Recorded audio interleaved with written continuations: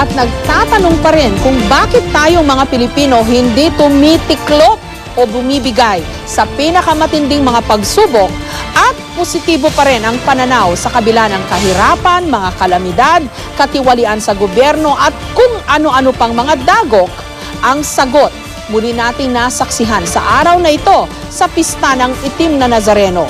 Wala po akong kaduda-duda na ang matindi at malalim na pananampalataya ang siyang nagsasalba sa atin at sa ating bayan sa nagdaang mga krisis. Marahil hindi ito maiintindihan ng mga hindi deboto o namamanata kung bakit kailangang ilagay sa peligro ang sarili, makalapit lang sa puon at maipapunas ang panyo o tuwalita.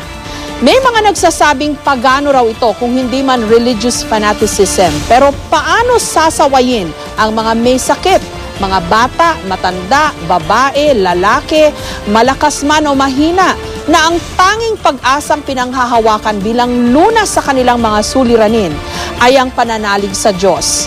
Iba't iba ang paraan ng mga Katoliko sa pagpapahayag ng kanilang pananampalataya. At ang pagsali sa traslasyon po ang paraan ng mga deboto para ipakita ito. Nakakamangha na ang mga kababayan nating deboto, hindi alintana ang hirap, handang lumakad o sumuong sa mala tsunami o mala storm surge na dagat ng tao.